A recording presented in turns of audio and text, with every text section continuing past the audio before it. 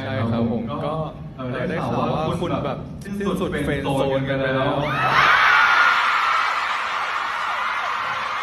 หมายถึงคุณทีกับพีชนะ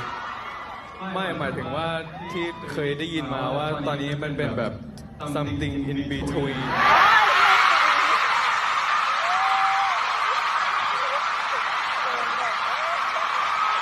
大展宏图，来山来。